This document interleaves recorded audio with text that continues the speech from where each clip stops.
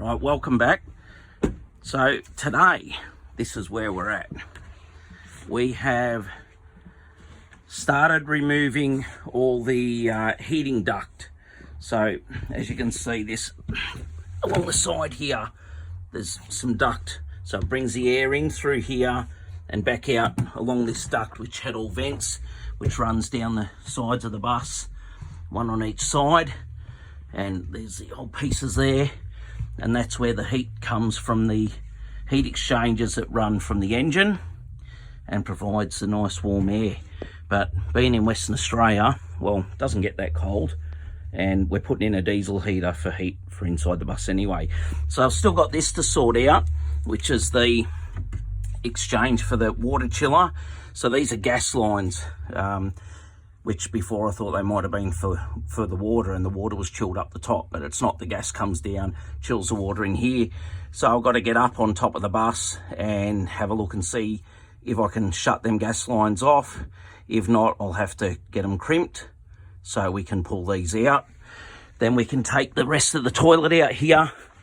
Now, one thing I noticed, so this bus is a Scania, and boy, did they use some glue. So a lot of these panels, they've put stainless steel, but they've really glued it in. And on this wood and on the inside here, they've really used a lot of glue on everything. So nothing was ever going to come apart in this bus.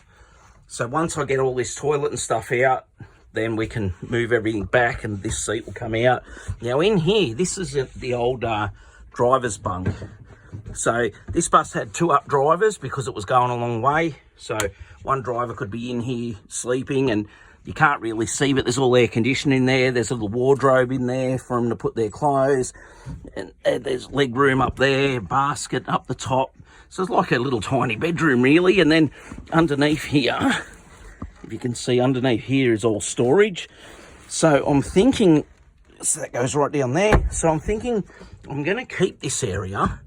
And this area at the back, I'm going to turn into like a bit of storage. So I'm going to put all the solar power stuff there and a washing machine and things like that, because this will be at the back of the bedroom. So we're going to use it for all that type of stuff, because the bedroom will basically be at the back here and come to up here. Then we'll have a toilet and shower over that area. Don't forget these luggage racks are coming out. And then on this side, we're going to have 3 bunk beds. And then when you move forward from the bunk beds, we'll have a lounge area. On the passenger side, we'll have the kitchen. Most of those seats will all be removed then. And just work our way forward. So little bit by little bit. But the important thing is, we have to get this bus in some kind of livable condition in the next 2 to 3 weeks.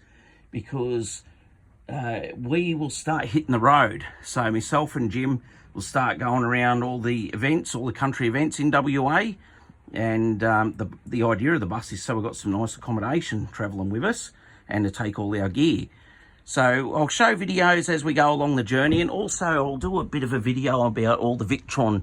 So I've still got more Victron to install and the solar. So I've got to paint the roof of the bus. And then when I paint the roof of the bus, then I've got to put all the aluminium rails on. And I've got a combination of glass panels and flexible panels. So I'm going to run a test and see which is better. Obviously, the flexible panels are a lot lighter, but I don't know if they're as good as the glass. So I'm going to do some measure up the panels.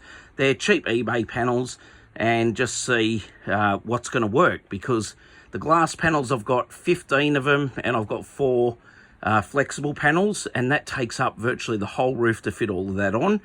But if one works better than the other, then I might swap it.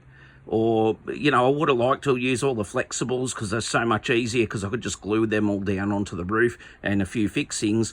With the glass panels, I've got to put all aluminium rails on, and it's a lot more work, and plus the weight.